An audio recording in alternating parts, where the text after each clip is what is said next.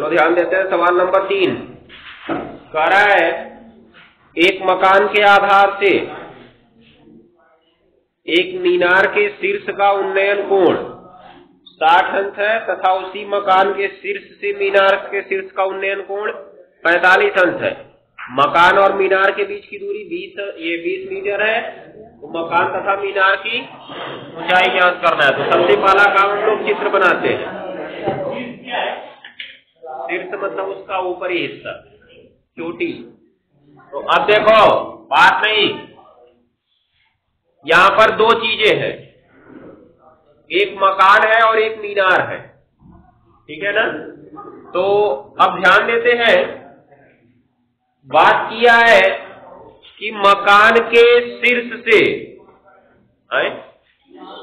मकान के आधार से, मकान के आधार से मतलब मकान का जो निचला सिरा है उससे मीनार की चोटी को देखा गया तो 60 अंश का कोण बना। फिर कहा गया उसी मकान के शीर्ष से मीनार के शीर्ष को देखा गया तो 45 अंश का कोण बना। कहने का मतलब बात मत करो, जो बोल रहे हैं ध्यान से सुनते जाओ, किताब सामने रखो, सवाल देखते जाओ। सवाल में पहले तो ये पता करो कि मकान बड़ा होगा तो मीनार बड़ी होगी, ये पता करना है, ठीक है ना। अपने मन से नहीं कह देंगे कि मीनार नाम सुन ले, हाँ मीनार मकान से बड़ा होता है। सवाल को ध्यान से समझना है तब बताना है, ठीक है ना। ये ध्यान देना, सवाल ने कहा है कि मकान के आधार से देखे तब भी उन्नयन कोण था और मकान के शीर्ष से देखे तब भी उन्नयन कोण था। कहने का मतलब नीचे से देखो चाहे छत पे चढ़ के देखो, दोनों स्थितियों में तुम्हें अपनी दृष्टि रेखा ऊपर उठानी पड़ रही है। इसका मतलब मीनार ऊंची है तभी तो अपनी दृष्टि रेखा ऊपर उठानी पड़ रही है तुम्हें। अगर उसने कह दिया होता कि मकान के शीर्ष से मीनार के शीर्ष का अवनमन कोण, इसका मतलब मीनार के शीर्ष को देखने के लिए को नीचे झुकाना पड़ता ना, तो मीनार छोटी हो जाती है। समझ गए, यहाँ पे दोनों उन्नयन कोण की बात किया, इसलिए मीनार बड़ी होगी, मकान छोटा होगा। तो पहले बना लो, देखो ये बन गई मीनार, हो गया ना, और ये बन गया मकान। दोनों बीच की दूरी थी 20 मीटर, कितना जी? तो अब ध्यान से देखो पहले सब लोग, अब देखो एक मकान का ये आधार हो गया और ये मकान का क्या हो गया, शीर्ष। और मीनार के केवल शीर्ष की चर्चा की गई तो ये मीनार का शीर्ष है, शीर्ष मतलब ऊपरी सिरा। तो पहले कहा कि मकान के आधार से मीनार के शीर्ष का उन्नयन कोण, मकान का आधार मतलब यहाँ है ना, यहां से जब मीनार के शीर्ष को देखने गए तब उन्नयन कोण बना 60 अंश, ठीक है। नहीं बन रहा तो छत पर चढ़ गए, फिर देखे तब 45 अंश उठाना पड़ा। अब ये कोण 45 अंश हो गया है? छत पर चढ़ गया तो उसकी क्षैतिज दृष्टि रेखा अब ये हो जाएगी ना, ध्यान देने वाली बात है, दिखाई दे रहा है ना। तो क्या हुआ, ये कोण कितना, 45 हो गया। दोनों स्थितियों में उन्नयन कोण की ही बात किया था। अब मकान की भी ऊंचाई पूछ रहा है, मीनार की भी ऊंचाई पूछ रहा है। तो पहला काम जो मकान वाला है इसको यच मान लेते हैं, क्या मान लेते हैं जी, यच। उसके बाद देखो यहां से यहां तक एक चतुर्भुज बन गया ना, और चतुर्भुज आयत दिख रहा है, आयत। ऐसा जो भी चतुर्भुज दिखता है सब आयत होता है, 90 अंश का तो कोण बना ही है सब, ठीक है ना। तो आयत में हम जानते हैं आमने सामने की भुजाएं आपस में बराबर होती है। तो अगर ये यच है तो सीधे सीधे सीधे चले आओ तो यहां से यहां तक भी यच होगा। ये तो पूरा मीनार की ऊंचाई ये नहीं है, ठीक है। मीनार तो पूरी यहां से यहां तक लटकी हुई है, देख रहे हो। तो मीनार तक पहुंचने के लिए पहले इतना तो पता कर लो, इसके बाद ये ऊपर जो बचा इसको क्या मान लो, x मान लो, मतलब पूरी मीनार क्या हो गई, यच प्लस यक्स हो गई, देख रहे हो ना। दोनों बीच की दूरी 20 मीटर पहले से दी गई थी। तो अगर यहाँ से यहाँ तक दोनों के बीच की दूरी 20 मीटर है तो क्या यहाँ से यहाँ तक ज्यादा हो जाएगी? पीछा की झुकी हुई मीनार थोड़ी सी तिरछा हो जाएगी, ठीक है, सीधी मीनार है। तो अगर वो 20 मीटर है तो ये भी दूरी 20 मीटर ही होगी, मतलब दोनों दूरियां 20 मीटर। दो त्रिभुज बन गए, एक यहाँ से लेके 60 अंश वाला और एक इतना ही छोटा 45 अंश वाला, दिख रहा है ना। तो अब बात करें अगर 60 अंश वाले की, तो इनका लंब यहाँ से यहाँ तक हो जाएगा, जिसमें यक्ष और यक्ष दोनों आएगा। और अगर बात करें 45 अंश की, तो यहाँ से यहीं तक है, मतलब उसमें केवल कौन आएगा? यक्ष आएगा, जिसको आसानी से निकाल सकते हो। तो हम इसमें पहले कौन सा समकोण त्रिभुज लेंगे? 45 अंश वाला, ठीक है ना। तो अब पहले इसका नामकरण कर लो बेचारा, मेरा नाम कैसे रहेगा? ए बी सी डी, यहाँ पे ई। तो सबसे पहले माना मकान की ऊंचाई, मकान की ऊंचाई, मकान की ऊंचाई को क्या माने हैं जी हम? मकान कहाँ तक है? मकान ए से ई है, चाहे बी से सी है ना, तो ए ई बराबर बी सी बराबर कितना मीटर? ध्यान देना, अगर इधर उतना है तो इधर भी उतना ही होगा, ठीक है। उसके बाद ये मीनार की ऊंचाई की बात की जाए, मीनार की ऊंचाई पहले सीडी बराबर क्या माना हमने? यक्स मीटर। इसलिए मीनार की ऊंचाई, मीनार की ऊंचाई बी से लेके डी तक है मीनार। बीडी दो भाग में बटा हुआ है, बीसी प्लस सीडी, तो एक यक्ष हो गया और एक प्लस यक्ष हो गया, ये भी हमने निकाल दिया, हो गया ना। अब आगे की बात करते हैं जी, आगे की बात क्या किया जाए? सब माना वाला तो मान लिए, अब जो दिया है उस पे चलो। दिया है क्या? दिया है मकान व मीनार के बीच की दूरी। अब देखो, मकान यहाँ है, मीनार यहाँ है, मतलब ये मकान ए पे है, मीनार बी पे है, दूरी हो गई ए बी। या मकान ई पे है तो मीनार कहाँ है?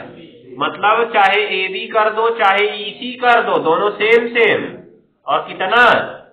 20 मीटर, ये हमने कर दिया, हो गया ना। अब क्या चीज बचा? उन्नयन कोण बचा ना, उन्नयन कोण, बात नहीं। एक ये 60 अंश का बना, एक ये 45 अंश का बना। पहले जो 60 अंश का बना इसका नाम बी ए और पहुंच गया डी, तो कोण बी ए डी बराबर दूसरका वाला जी सी ई डी। हमने कहा था ना जो कोण होता है उसको हमेशा बीच में रखते हैं, तो याद रखना इस बात को। चलो, दो कोण आ गए तो दो त्रिभुज भी लेना है। पहले 45 अंश वाला लेते हैं, बता चुके क्यों लेंगे 45 अंश वाला, क्योंकि उससे मान मिल जाएगा हमको। तो कौन सा लिए दिया जाए? गधे हो, ये 90 अंश जो है हमेशा बीच में रहता है, तो ई सी डी नाम होगा इसका। वो तो कोण का नाम था सी ई डी, ठीक है। जब त्रिभुज का नाम बोलोगे ना, जो 90 अंश वाला होता बीच में होता, पहले में बता दिया, 8वें पाठ में बता दिए इसको। आप बोल सकते हो, लेकिन जो बोलना है वो सही बता रहा है ना, साधारण रूप वही होना चाहिए। ई सी डी में बोलने को तो त्रिभुज का नाम है, कुछ बोल दो, हो गया ना। अब क्या होगा देखो, 10 कितना अंश निकाला जाए जी?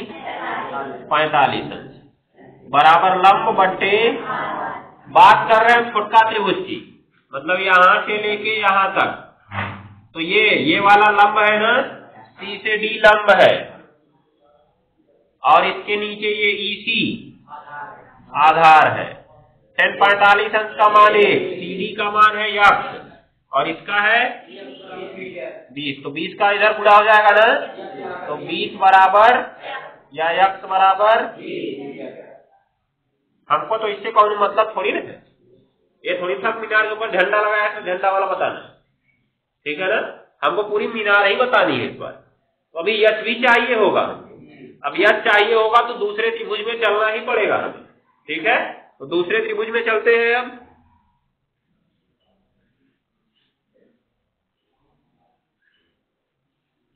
पुनः समकोण त्रिभुज,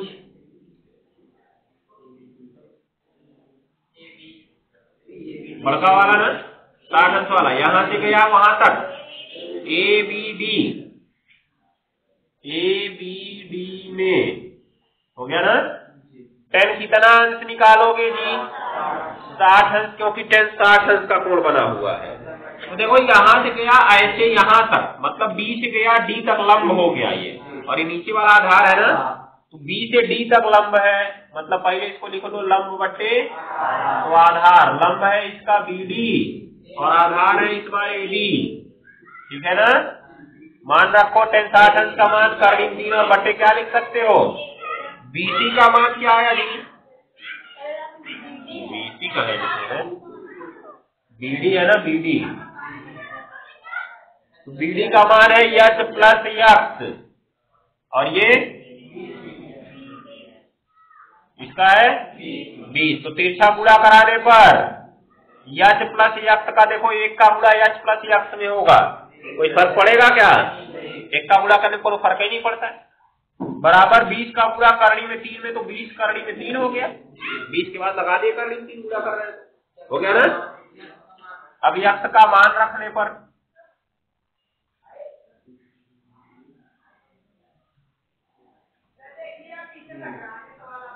यच प्लस 20 बराबर, तो यच बराबर 20 करनी में 3 माइनस 20, 20 कॉमन कर लो, करनी में 3 माइनस 1 मीटर। एक काम करते हैं ना,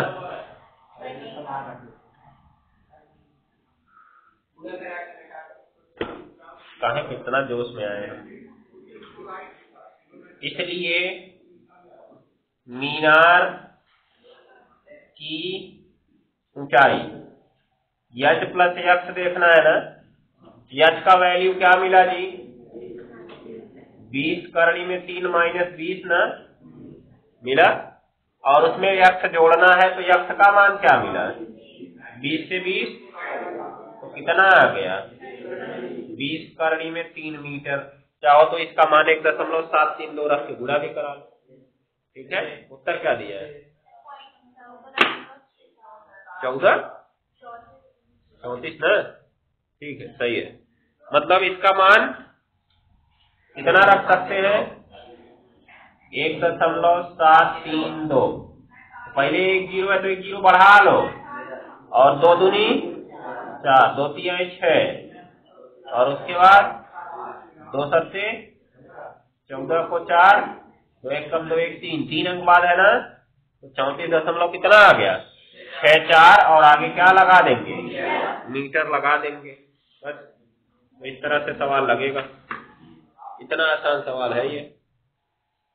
तो ध्यान से पढ़ो और उसको देख लो। कभी कभी ऐसा हो सकता है कि 2 चीजें आ सकती हैं, मकान भी आएगा, मीनार भी आएगा। तो अगर इस तरह का आया तो अगर जो छोटा वाला है उसको सेम करके यहाँ बराबर करके ऊपर वाला अलग मान लिया करो, ठीक है ना, ये ध्यान देना।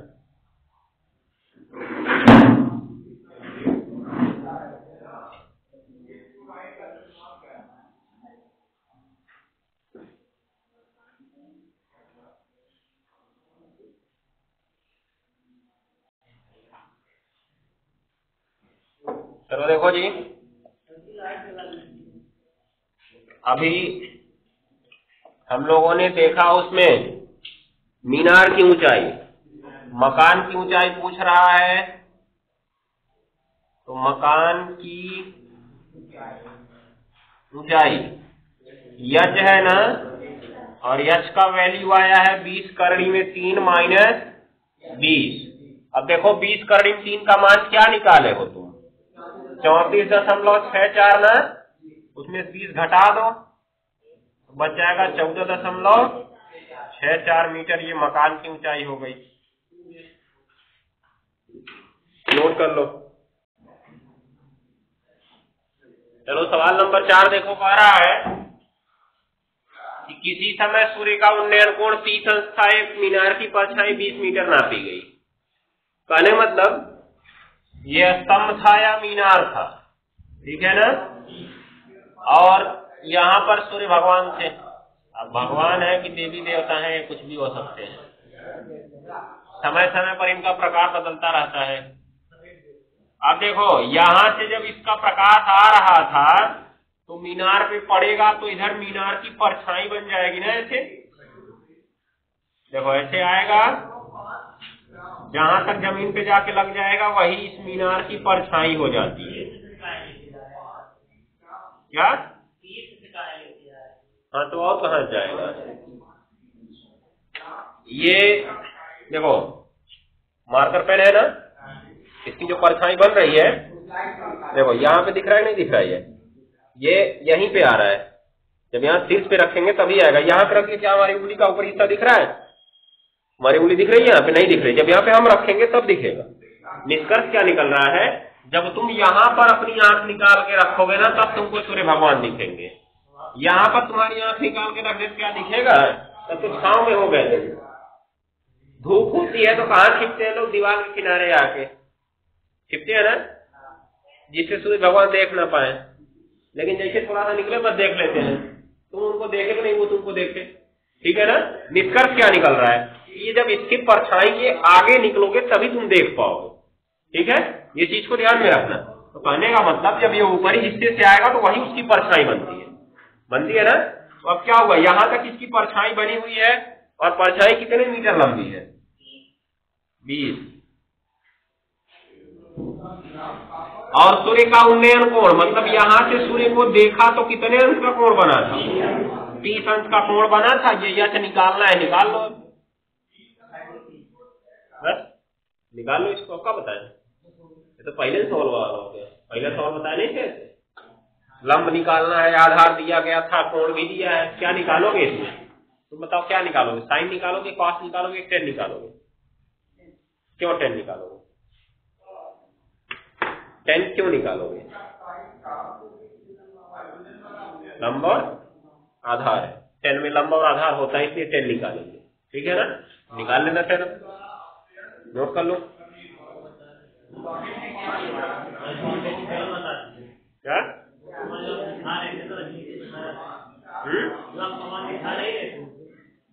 कौन सा?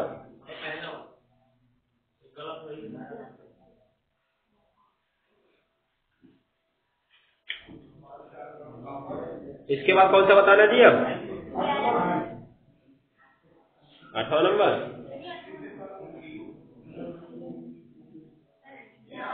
एक ठेकेदार बच्चों के खेलने के लिए एक पार्क में 2 फिसलन पट्टी लगाना चाहता है। 5 वर्ष से कम उम्र के बच्चों के लिए वह ऐसी फिसलन पट्टी लगाना चाहता है जिसका शिखर 1.5 मीटर ऊंचाई पर हो और भूमि के साथ 30 अंश से कोण पर झुका हो। इससे अधिक के लिए 3 मीटर ऊंचाई वाला बनाना चाहता है और 60 अंश के कोण पर बनाता है। प्रत्येक स्थिति में फिसलन पट्टी की लंबाई बताइए। तो सो सिंपल सवाल, जो इसमें हम लोग कर्ण वाला पढ़े थे, तो हिंदी बोल देते हैं, इतना साधारण सवाल। देखो कैसे बनेगा। सवाल नंबर 8। अब तुम लोग 5 साल से कम के बच्चे हो, इसलिए पहले तुम लोग वाला देखो। कहा है एक ऐसी फिसलन पट्टी देखे हो जो पार्क में जाते हो तो सीढ़ी के रास्ते चढ़ते और सड़क के निकल लेते उधर, वही है। तो पहले कहा क्या कि जो सीढ़ी की ऊंचाई रखेगा वो 1.5 मीटर रखेगा। पता चला 3 मीटर रख गए, छोटे बच्चे चढ़े ऊपर, गिर गए, मर गए, ठीक है ना। तो अब देखो यहां से रखा उसने 1.5 मीटर ऊंची सीढ़ी और ऐसे चढ़ लिए बच्चे, यहां बैठे। अब इनका कोण भी 30 अंश बनाया है, कहीं पता चला ज्यादा नीचे झुका दिया, मुंह के रास्ते नीचे चले आएंगे वो, इसीलिए वो इतना नीचे नहीं झुकाता है, ये थोड़ा दूर रखता है इस तरह से, ठीक है ना।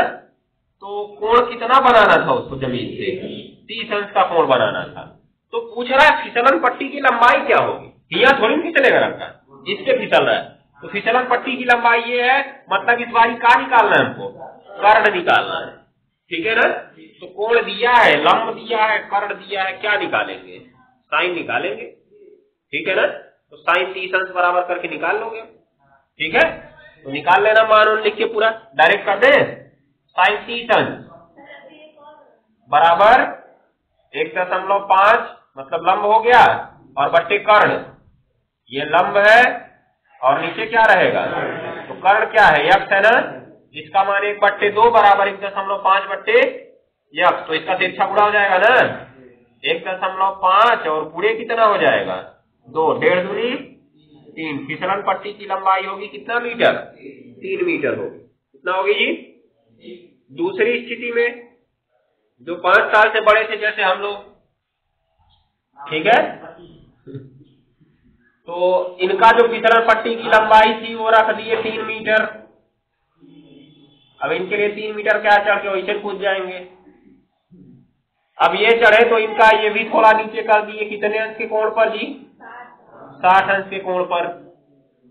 इनको सीधा कूदा तो तब कोनो फायदा नहीं है।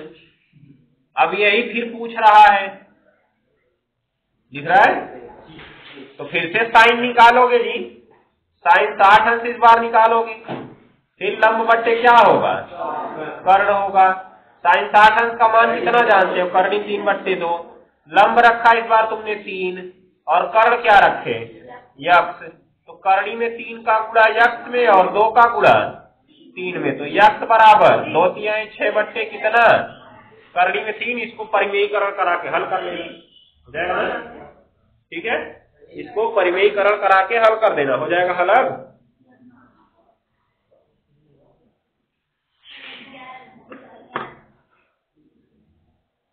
11 नंबर, अच्छा 11 नंबर क्या कह रहा है जी, एक हवाई जहाज से किसी सड़क के एक ही ओर स्थित 2 गांव, हवाई जहाज सड़क पर चलेगी, किसी सड़क के एक ही ओर स्थित 2 गांवों के अवनमन कोण,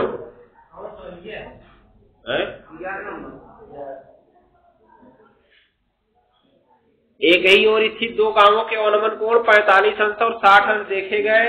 यदि गांवों के बीच की दूरी 2 किलोमीटर है तो हवाई जहाज की ऊंचाई बताइए। इतना साधारण सवाल तो कहीं मिला ही नहीं होगा आज तक।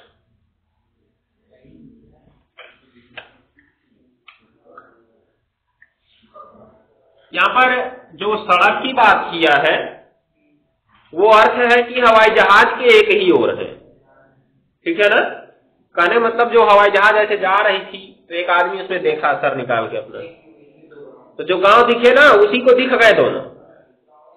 ऐसे थोड़ी देर तुम बस में इस किनारे बैठे हो, सड़क के उस किनारे वाला तुमको दिखता है, दिखता है कहा नहीं दिखता है, इधर से खिड़की में मुंह निकालते हो तो इधर ही वाला दिखता है। तो कहने मतलब एक का ही ओर स्थित था, यहां से उसने अपना मुंह निकाला तो पहला गांव भी दिख गया, दूसरा गांव भी दिख गया उसको, समझ गए, दृष्टि रेखा बहुत तेज थी उसकी। अब देखो क्या हुआ, यहां से हवाई जहाज तो बेचारा था हवा में, अब ऐसे जमीन से सीधी ऊंचाई उसकी हमसे पूछ लिया। अब आदमी जब यहां से सर निकाल के पहला गांव देखा, कई अंश का कोण बनाया जी, देखो 45 अंश बनाया और 60 अंश बनाया। सोचो अब पहला गांव देखा तो ऐसे झुकाया झुकाया और दूसरा गांव देखा तो ऐसे झुकाया, क्योंकि दूसरा गांव थोड़ा और दूर रहेगा ना। तो अब यहां से मिला, यहाँ आगे मिला दिए।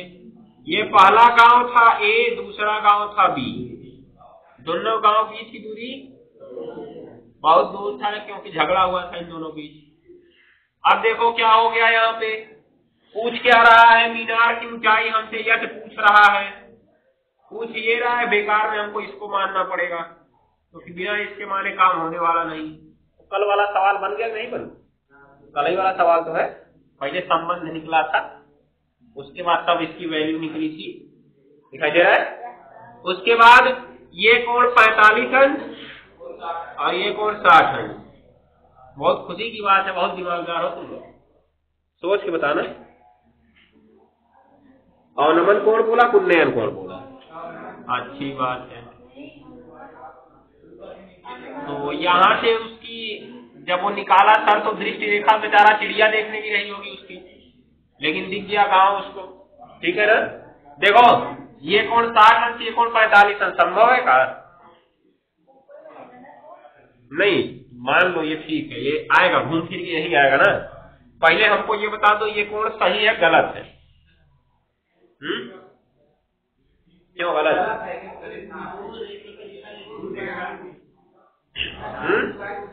सोचो तनी, पहली बार ये वाले गांव को देखा तो यहां से झुकाया यहां तक, ठीक है ना। दूसरी बार ये वाले गांव को देखा तो यहां से झुकाया यहां तक। किस बार ज्यादा झुकाया है? जब ये ए वाले गांव को देखा है तब ना। तो ए वाले गांव का कोण कितना होना चाहिए? 60 अंश होना चाहिए। अच्छा सोचो, तुम यहाँ से खड़े थे, यहाँ से उस दीवार के ऊपर ही हिस्से को हमने देखने को कहा, तो कैसे करके देखे उसको, और उसके बाद कह दिए वहां से जाके देखो, तो यहाँ से ऐसे करके देखे तो दिख गया था ऊपर। बताओ, जब नजदीक जाओगे तो तुम्हें अपनी दृष्टि रेखा ऊपर उठानी पड़ेगी ज्यादा देखने के लिए। आया समझ में? दूर से हो तो आराम से देख लेते हो, जब दूर से खड़े रहते हो तो छत पे दूसरिया कोई खड़ा आराम से दिख रहा है, छत पे कौन खड़ा है। नजदीक पहुंचाने पे चाहे देखते ही रह जाओगे, नहीं दिखेगा। वो दिखेगा क्या तुमको? कभी नहीं दिखेगा। बात को ध्यान में रखो, जब तुम उसके पास पहुंचोगे ना तो तुम्हें अपनी दृष्टि रेखा ऊपर उठानी हो। निष्कर्ष क्या निकल रहा है कि अगर ए गांव का कोई आदमी हवाई जहाज को देखना चाहता है तो उसे दृष्टि रेखा ज्यादा ऊपर उठानी पड़ेगी। बल्कि बी गांव का अगर कोई देख रहा है तो थोड़ा दूर है ना, उसको थोड़ा आराम से देख सकता है, देख सकता है। ये चीज को ध्यान में रखना है। तो निष्कर्ष क्या निकला? जो अंदर वाला कोण होता है वो बड़ा होता है, जो बाहर वाला कोण होता है वो छोटा होता है। इस बात को गांठ बांध दो, सवाल ऐसे ही आने वाले एग्जाम में, सिंपल वाला नहीं आएगा। अब यही बता दिया, तुरंत गलत करोगे। काहे कि बोला पहले 45 अंश फिर बाद में 60 अंश, तो पहले रख दोगे 45 बाद में 60 को, सवाल वही गलत। समझ गए? ध्यान दिए रहना। तो क्या होगा यहाँ पे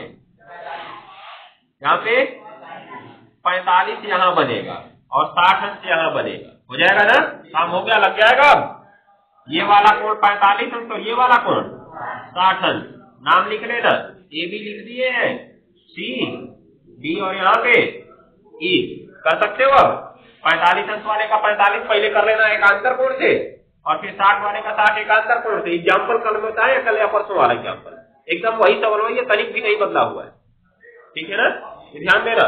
अब क्या हुआ, पहले 60 अंश वाला लोगे तो यक्ष और यक्ष में संबंध निकल जाएगा, हो जाएगा। फिर 45 अंश वाला लोगे तो जहां यक्ष आया रहेगा वही यक्ष का मान यक्ष के रूप में रख देना, हो जाएगा। बना लो चित्र और उसको आधार करके आओ घर से, नहीं तो कल देखेंगे। फिर बाकी चीजें कल बताते हैं, कहें कि आज हमको बाजार जाना है, जल्दी भागेंगे।